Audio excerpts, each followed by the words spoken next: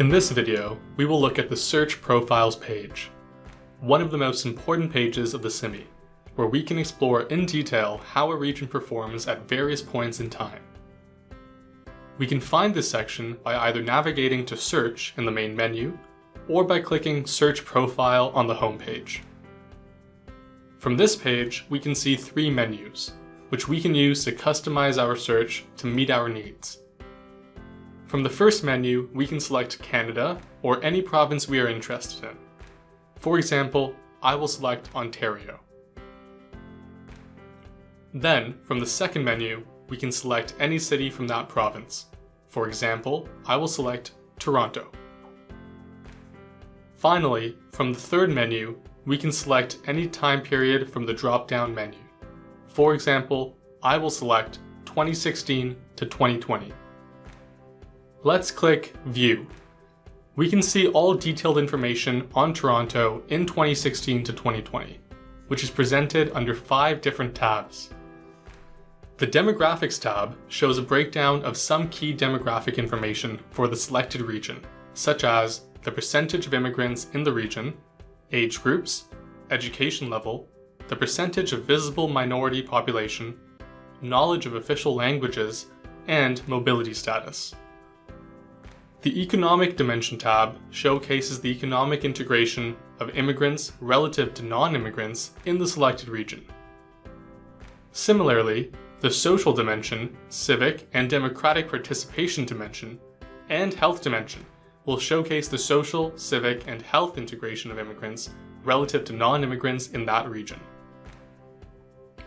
These 4 dimension tabs show the key findings of the CIMII, while the Demographics tab gives us the background information for the select region. For the rest of this video, we'll only focus on the dimension tabs. The data in each dimension tab is divided into 2 main sections: adjusted data, or CIMII ranking, and unadjusted data. If you are unfamiliar with these 2 terms, we highly recommend that you finish Lesson 3 before exploring the search page. Generally speaking, adjusted data compares immigrants and non-immigrants with similar socio-demographic characteristics, such as age, sex, language, education, occupation, full-time work, and visible minority status, while unadjusted data compares immigrants and non-immigrants in general. So from this page, under CIMII ranking, we have a box on the right to summarize Toronto's rankings in the economic dimension. The larger number on the top is the dimension rank. The small numbers on the right indicate the region's indicator ranks.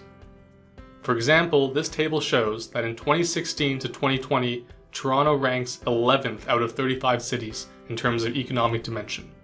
If we want to see how other CMAs or cities ranked, click here. Further down, we have the rankings of Toronto in each economic indicator. For example, Toronto ranked 3rd out of 35 in terms of full-time employment rate. However, what does this number mean? We provide the explanation right here. The ranks we see to the right are based on the performance gap between immigrants and non-immigrants. The smaller the gap, the better the region performs relative to the rest of Canada. So, based on that, can we describe how Toronto performs in economic indicators? It performs below average on wages and low-income cutoff indicators, but performs above average on all of the other indicators. So we've explored the city's ranking after controlling for socio-demographic differences. To know how it performs without controlling for these socio-demographic differences, we will scroll down and go to the unadjusted data section to see the breakdown of immigrant and Canadian-born population outcomes. For example, if we want to see the descriptive data of median wages full-time, we can look at this bar chart alongside a little description. We can also click Expand Full Chart to see the wages of other groups. We can see that in 2016, the median wage gap was $11,077. So, the wage gap was about $11,000 in 2016 to 2020. To explore the wage gaps in the other years, let's come back to the menu and change the time period to Trend 1991 to 2016. Then, scroll down to Median Wages Full-Time and we can see that in the previous years, the wage gap is smaller. In 1991 to 1995, the gap was only 3,000. In addition, we can see how the rankings of Toronto have changed over the years. We also provide a short analysis of the most outstanding trend of each region over years. So now we know how immigrants perform compared to the Canadian-born population in each province or city. How about the performance at the national level? Go back to the menu, select Canada, and select a time period. For example, Canada in 2011 to 2015. What information do we expect to see at the national level? Do we expect to see the ranking of Canada in the area of immigrant integration?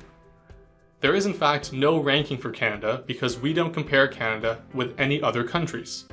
Similar to the province and city, the national data is also divided into two main parts: adjusted data and unadjusted data.